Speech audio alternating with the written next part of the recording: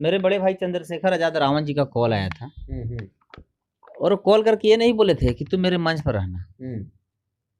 बड़े भाई का आदेश था कि भाई तुम आओ और रैली से 1-2 किलोमीटर पीछे रहना।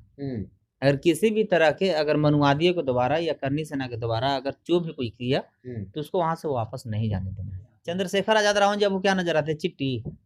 चंद्रशेखर आजाद रावण जी आज के डेट में जैसे हमारे बाबा साहब के बाद मानवर कांशीराम साहब जन्म लिए थे ना, तो अभी के समय में वो बाबा साहब 2 हैं। और बड़े भाई चंद्रशेखर आजाद रावण जी का अगर बाल भी बाका होगा तो सिर्फ दलित ही नहीं, बैकवर्ड मुस्लिम भी इस तरीके कतरा कतरा खून बहाने के लिए तैयार है। अगर ये प्रशासन थे तो फिर अपना आईडी क्यों नहीं दिखाएं?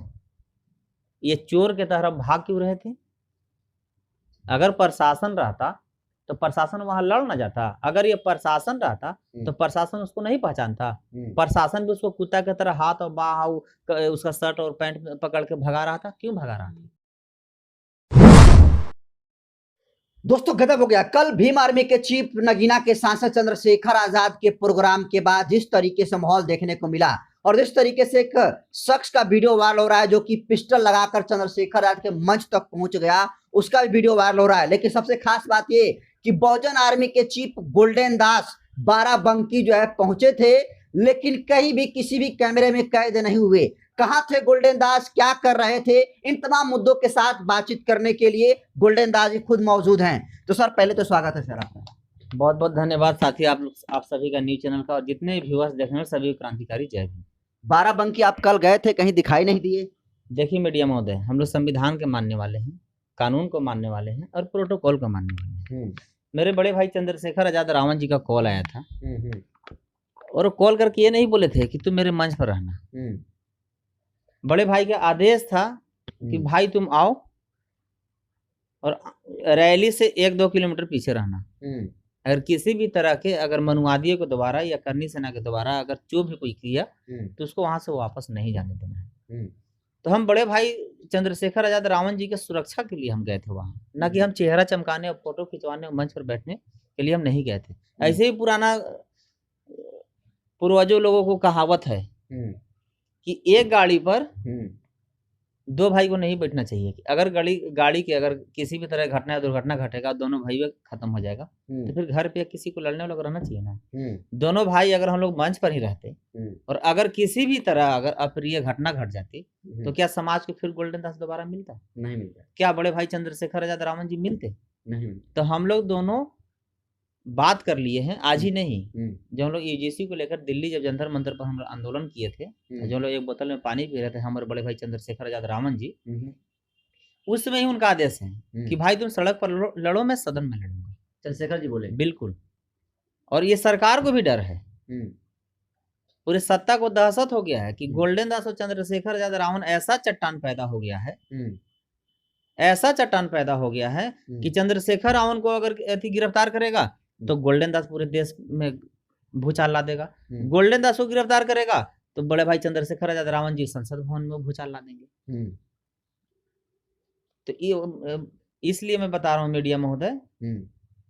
अच्छा, जो कल ठीक है धमकी जो कल मिल रही थी पूरा नहीं, मैं इसीलिए बार बार कह रहा हूँ कि हमारे लिए हमारे बड़े भाई चंद्रशेखर आजाद रावण जी के अभी की परिस्थिति में उनका जान प्यारा है, उनका सुरक्षा बहुत बड़ा महत्व है। कैमरा में आना और मीडिया में आना, वीडियो में आना, ये कोई बड़ा बात नहीं है, ये कोई बहादुरी नहीं है। मीडिया में और कैमरा में तो अक्षरा सिंह और काजल रखवानी भी आती है। तो आप मास्क लगाए हुए थे कहीं? नहीं, मैं अभिनव सिंह के आवास के आसपास था। करनी सेना के अभिनव सिंह के बिल्कुल घर के आसपास थे? बिल्कुल, हमारे पास कुछ वीडियो भी है, मैं आपको दे दूंगा, अब न्यूज में चला दीजिएगा। अभिनव सिंह के आवास के मैं आसपास था और ये बात यूपी सरकार और यूपी प्रशासन को पता था कि गोल्डन दास जो है ये अभिनव सिंह को संविधान के जूता से जुतियाने के लिए उसके आवास पर पहुंच गए हैं। तो करनी सेना को मान सम्मान बचाने के लिए, और ऐसे भी ये साबित हो कि सत्ता के गुंडा है, वो सत्ता के वो जूठा पतल उठाने वाला है, वो योगी जी के चप्पल में पुलिस मारने वाला है अभिनव सिंह। तो देखा कि अगर अभिनव सिंह को अगर किसी तरह के अगर मान सम्मान के पर आँच आएगा तो ये सत्ता से रूठ जाएगा, सत्ता से रूठेगा तो फिर ऐसे फिर कुत्ता दोबारा भौंकने वाला सरकार को नहीं मिलेगा।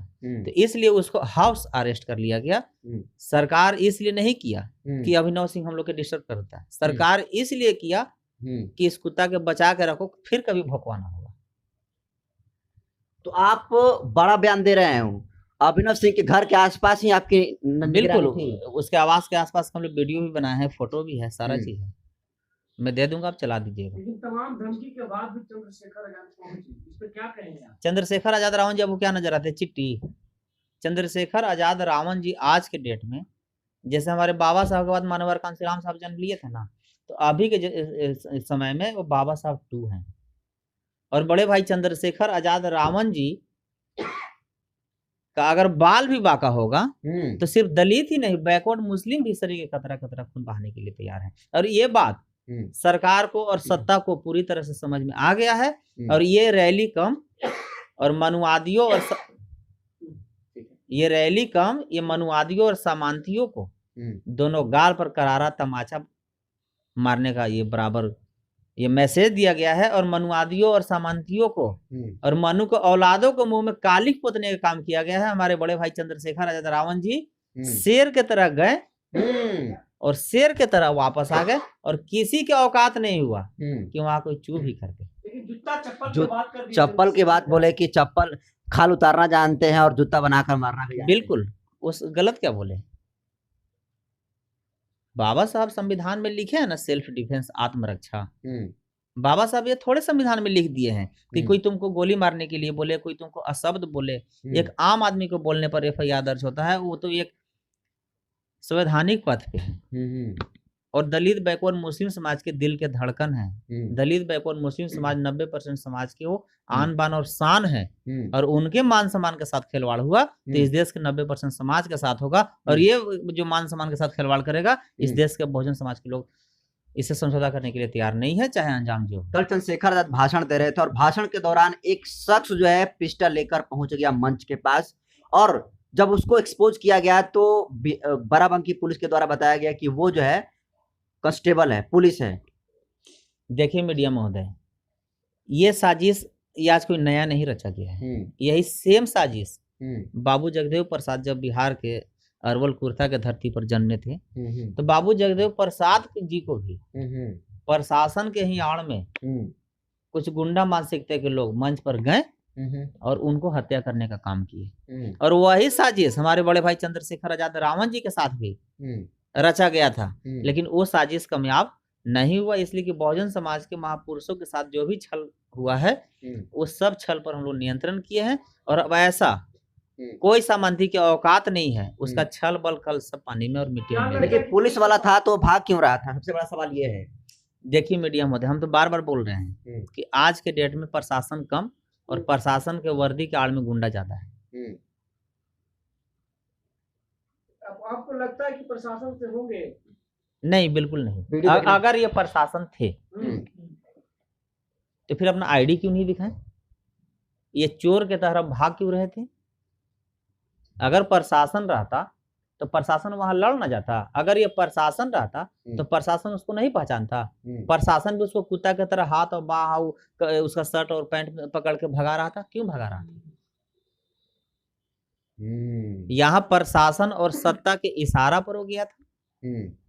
लेकिन ये सत्ता और प्रशासन कान खोल के सुन ले कि ये फर्स्ट बार यूपी में इस तरह के मैसेज आया है, अगर दोबारा आया तो सत्ता और प्रशासन को भी औकात दिखाने का काम किया जाएगा, जैसे करनी सेना को दिखाया। प्रशासन की तो दूर की बात है, अभिनव सिंह लगातार अभी कहा है कि चंद्रशेखर आजाद हमारे ही गोली से मरेगा। अच्छा, एक चीज बताइए मीडिया में कि आप अगर 5 साल के बच्चा को मारिएगा तो वो बेचारा चोट खा के गालिए ना देगा। तो 5 साल से बच्चा से भी ये कम उम्र का ये साबित हो गया ना अभिनव सिंह। बिल्कुल। लेकिन पुलिस प्रशासन कहाँ सोई हुई है? हम तो बार बार कह रहे हैं कि सत्ता के गुंडा है, ये सत्ता के जूठा पतल उठाने वाला है, ये सत्ता के जूता में पुलिस मारने वाला है। यही अगर अभिनव सिंह के जगह अगर अभिनव दास होता, अभिनव जाटव होता तो रासुका एक लगा के कब का उसको जेल भेज दिया जाता। लेकिन ऐसे बेशर्म सत्ता और ऐसे बेशर्म प्रशासन को चूड़ी और साड़ी पहन लेना चाहिए कि एक दारूबाज और गुटखाबाज और अयासबाज करनी सेना के चर्सी से डर रहा है। तो क्या ये दारूबाज गुटखाबाज से सत्ता डरता है या सत्ता के ही इशारा पर ये करता है? ये बात यूपी के बहुजन समाज के लोग समझ गए हैं और अब 2027 में यूपी के बहुजन समाज के लोग सत्ता को औकात दिखाने का काम एक वीडियो वायरल हो रहा है कि बाराबंकी की जो करनी सेना की टीम है वो जो है चंद्रशेखर का पुतला दहन करने का काम किया चंद्रशेखर के प्रोग्राम के बाद। देखिए मीडिया महोदय, इस देश में जैसे जैसे शख्स को कद बढ़ता है वैसे वैसे उसको विरोध होता है। ये पुतला जो जल रहा है ये समझ जाइए कि ये मोदी जी की कुर्सी पर बैठने वाले हैं। इस देश में पुतला सिर्फ मोदी जी की ही जलाया गया था। क्यों? क्योंकि वो प्रधानमंत्री थे। इसीलिए इस देश के सामंती और मनु के औलाद और मुगलों के औलाद समझ गए हैं कि मेरे बड़े भाई चंद्रशेखर आजाद रावण जी भी मोदी जी को उतार के और उस कुर्सी पर बैठने वाले हैं, इसलिए पुतला दहन कर रहे हैं। बिल्कुल। और पुतला जलाना ये छोटा मोटा बात नहीं है, ये पुतला जलाना बहुत बड़ी बात है।